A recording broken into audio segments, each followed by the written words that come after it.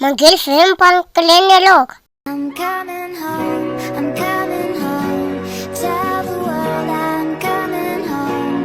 Let the rain wash away all the pain. Nishfante nilugetteroka. Isi shaman putitoka.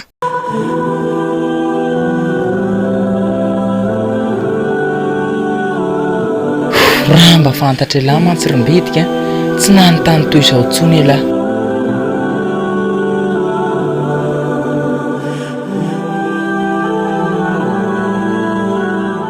Krugemanna mamap.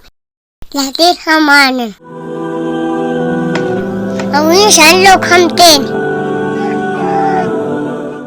Sentana ko. Natalo tumalu. Natalo na tumalu. Isintana ko. Natalo na tumalu.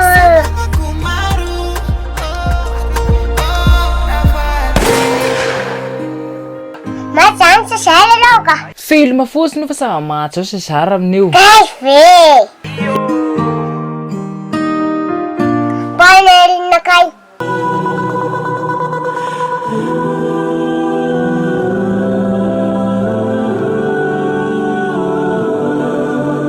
Nishfante nilugetteroka. Kafe.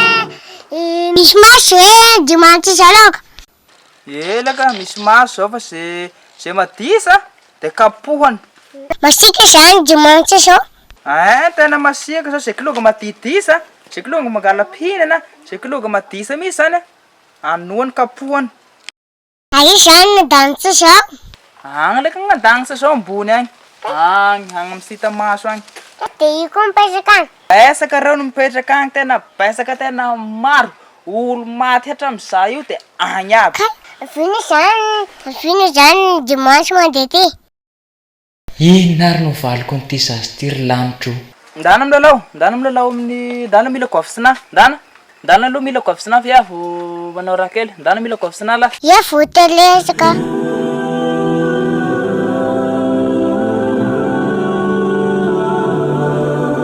Pusina leka voliny.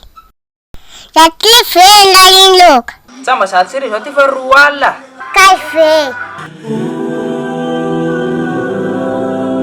Nishfante nilugetteroka. Atao iny zany sasiko petiroka.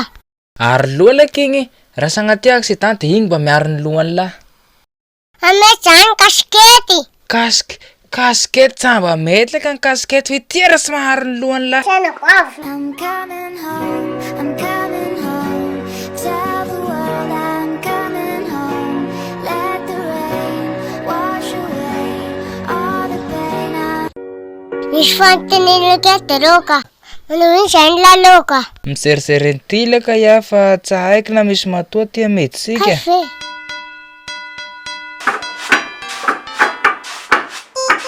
Nishfante nilugetteroka.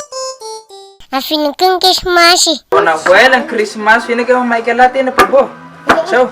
Eka te ino boboly ah. I'm coming home, I'm coming home. Tell the world Nishfante nilugetteroka. let the rain wash away all Manggil film pangkalian niya Ay laka izy olo sy kakapa, antimy kakapa ny olo. Stan fia kufe. Na iena tany fa ihana iera fa olo dia sy maintsy mikaka. Kafe.